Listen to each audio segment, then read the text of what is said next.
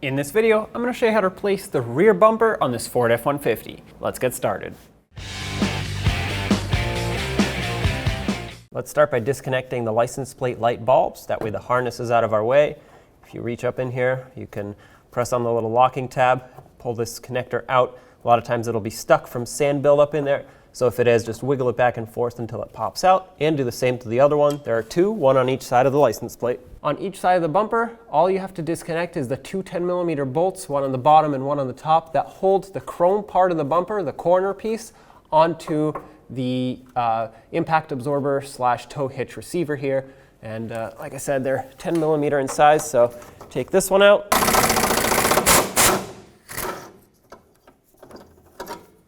And the one at the top.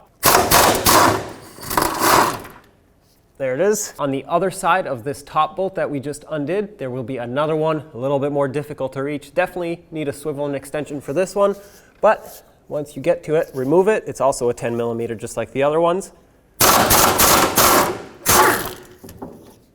Now do the same to the other side, take off all three bolts. Now the two corner pieces of the bumper are unbolted. Nothing is holding this on anymore, but these two push clips here, or push pins, are part of the step pad, and those have to pop off of this bracket, and that's all that's holding this in place right now. So put some pressure on it. The easiest way to get these out without breaking them is to squeeze them with some needle nose pliers, or, well, regular pliers, whatever you have, and push up at the same time. And there we go. And you can take the corner pieces, slide them off. Make sure that these two push clips also slide off. Take the other one. It's going to take a little bit of maneuvering back and forth. All right, there's one side and the other side. And there's your bumper assembly. In the center right here, you'll notice two larger cutouts. This is where the two clips for the bumper step pad need to go in. So when I put the whole bumper assembly on, this is what I'm going to lock in first. This will prevent it from falling down. And then with these clipped in, I will put in all of my mounting hardware so I can properly secure it. But this is what you're going to aim for to first line up the whole assembly. So bring this in carefully. Make sure you don't damage the paint on the truck.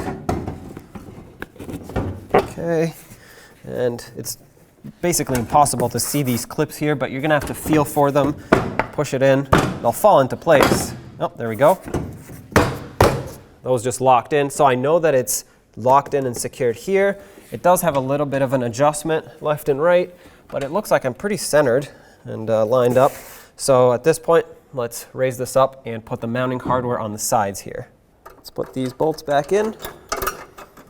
A lot of times these rust, so I'll replace them if necessary. I like to start them all in before I tighten them up. That way I know it's all lined up and ready to go. So these are the two easy to reach ones. And last one.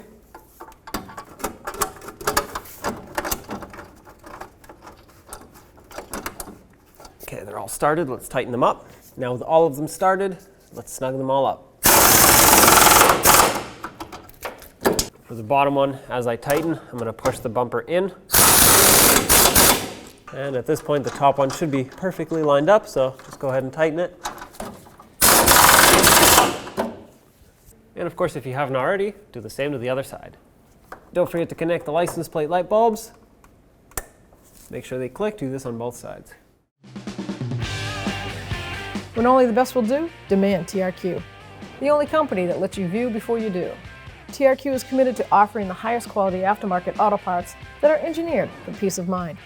Thanks for using and viewing with TRQ.